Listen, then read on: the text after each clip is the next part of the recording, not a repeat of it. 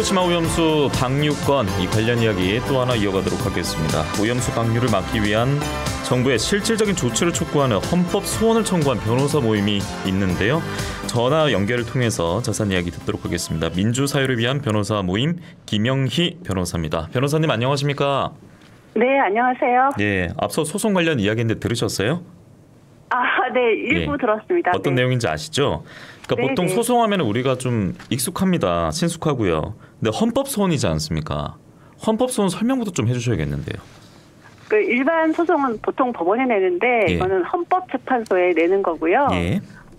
국가의 공권력 행사나 아니면 불행사가 그러니까 행사하지 않는 것이 위헌이다 이런 판단을 받기 위해 내는 소송이고 일반 소송으로 다툴 수 없는 것도 소송의 대상이 됩니다. 네, 좀 광범위하게 인정이 되는 경향이 있습니다. 그렇다면 부산환경운동연합은 앞서 원고고 피고는 도쿄전력이라면 정부가 피청구인이 되는 거군요. 네, 뭐 대통령도 될 수 있고 장관도 될 수 있고 뭐 그렇습니다. 예. 네. 그럼 구체적으로 어떤 내용을 담아서 헌법 소원을 지낸 겁니까? 저희는 핵심은 지금 현재 정부가 후쿠시마 오염수 대응을 너무 잘못하고 있고 이게 위헌적이다 이런 이유로 소송을 내는 거고요. 예. 굉장히 많은 대상을 이번에 저희가 내일 내거든요, 소송을. 근데 어쨌든 대상이 많은데 첫 번째는 이제 정부가 지금까지 이제 후쿠시마 오염수 해양 투기에 대해서 한 번도 반대 성명을 발표하지 않았습니다. 반대한다는 국가의 입장을 발표하지 않은 것도 저희는 위헌이라고 보고 있고. 구체적으로는 국제해양법재판소, 국제재판소 같은데 소송을 내지 않은 거, 소송을 내서 막을 수도 있는데 하지 않는 거, 그리고 일본산 수입 수산물에 대해서 굉장히 우려가 크잖아요. 그리고 또 우리 어민들이나 이런 수산업자들은 한국산도 일본산으로 오해받아서 안 팔릴까 봐 걱정이 많은데 그 일본산 수입 수산물에 대해서 방사능 전수 조사를 해라. 그런 것도 저희가 이제 소송 대상으로 삼고 있고 또 정부가 이제 후쿠시마 오염수에 대해서 걱정하는 국민적 우려에 대해서 괴담이라고 하면서 오히려 홍보를 하고 있습니다. 야당이나 학자들의 말을요. 예. 네, 일본 정부 입장을 홍보하고 있는데 그런 거에 대해서도 저희가 지금 소송 대상으로 삼고 있습니다. 그러면 지금 청구인에는 그 민변 변호사들만 포함이 돼 있는 거예요? 저희는 변호사니까 소송 대리를 하는 거고. 전국에서 많은 시민들이 엄청 제가 사실 집단 소송을 많이 했는데 4대강 때 한 6천 명 정도 모였거든요. 이번에 지금 청구인이 무려 4만 명이 모였습니다. 그래요? 네네. 전국에서 해녀들이나 어민들 그리고 심지어 외국에 계신 우리 한국민들도 분노하시면서 소송에 참여를 하셨습니다. 그렇군요.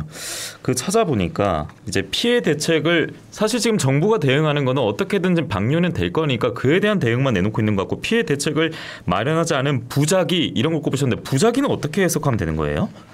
한마디로 뭔가를 해야 되는데 안 하는 게 문제가 되는 건데 예를 들어서 그렇죠. 세월호 때 우리 학생들을 피해자들을 구해야 되는데 구조물을 안 했다거나 그러니까 명백하게 뭔가 정부가 움직여야 되는데 하지 않는 그러니까 이게 헌법이나 이렇게 법령의 규정이 있거든요. 어떤 것도 하라고 그런데 그 의무를 하지 않은 부분이 위헌이다라는 얘기고 예를 들어서 우리 소송 같은 경우에는 왜 국제해양법재판소에 소송을 내서 막아야 되는데 안 하느냐. 이게 위헌이다. 이런 소송을 하는 겁니다. 예, 헌법 66조 2항 120조 2항 이 조항에 의거해서 지금 문제가 된다 이런 말씀이신 거죠? 네. 잘 아십니다. 네. 저도 미리 준비했습니다. 청취자분들을 위해서 제가 읽어드렸고요. 그런데 앞서 그 부산환경운동연합 같은 경우에는 이틀 뒤에 어쨌든 1심 결과 나온다고 하지 않습니까? 근데 일본발 보도에 따르면은 이번 달 말에 방류 진짜 할 것 같거든요.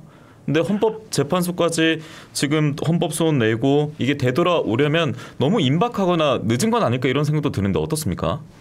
근데 이제 일단 일본 정부가 만약에 정말로 실제로 해양 투기를 시작하면 우선 최소한 지금 30년을 하겠다는 거거든요. 근데 이제 제가 봤을 때는 그 후쿠시마 원전에서 해결료 이게 녹아내린 해결료를 사실 꺼낼 수가 없어요. 그러니까 오염수 투기는 사실 몇십 년이 아니고 몇백 년 지속될 수도 있는데 근데 헌법재판은 길어야 5, 6년이면 끝나요. 그럼 예를 들어서 불행히도 만약에 5, 6년 동안 그러니까 후쿠시마 오염수가 투기가 바다에 버려져도 5년 뒤에라도 우리 정부가 그때 가서 위헌 판결을 받아서 그때 가서 적극적으로 이걸 막기 위한 모든 외교적 조치를 다 하면 그건 앞으로 더 추가로 방류되는 걸 막을 수 있기 때문에 예. 굉장히 의미가 있다고 생각합니다. 그래요. 이게 이 변호사님 말씀 들어보면 사실 정상적인 사고로는 앞서 그 환경운동연합이 나서서 소송도 하고 했었는데 국제해양법재판소 제소를 정부가 해야 될 사안이라고 당연히 보시는 거잖아요. 당연히 봐야 되고요. 맞고요. 왜냐하면 일단 일본이 상식적으로 방사성 물질을 바다에 버리면 안 되잖아요. 그러니까요. 그러니까 상당 기간 그리고 장기간 동안 이게 다 법의 위반이고 국제해양법이라든가 런던 의정사라든가 이런 국제법 위반입니다. 네, 본인들도 가입이 돼 있는데. 네네.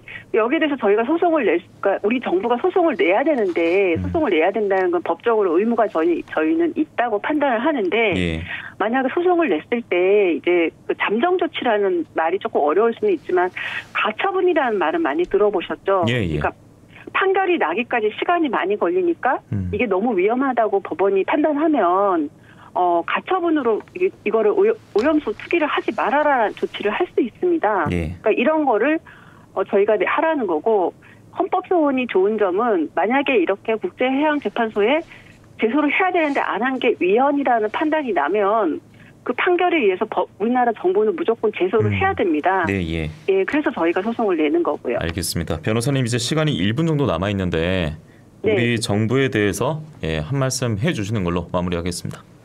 네, 오늘은 강복절이고요. 좀 전에도 말씀하셨지만 헌법 66조에 의하면 대통령은 영토 보존 의무가 있습니다. 우리나라 바다도 영토의 일부고요. 바다가 오염되는 건 영토 주권이 침해되는 겁니다. 강복절을 맞이해서 정부가 대통령이 지금이라도 후쿠시마 오염수를 막기 위한 모든 조치를 다해 주실 것을 촉구합니다. 국가가 제대로 해양 주권을 내세우길 바라는 변호사님의 말씀으로 오늘 뉴스바다 마무리 짓겠습니다. 오늘 인터뷰 시간 내주셔서 고맙습니다. 네, 감사합니다. 네,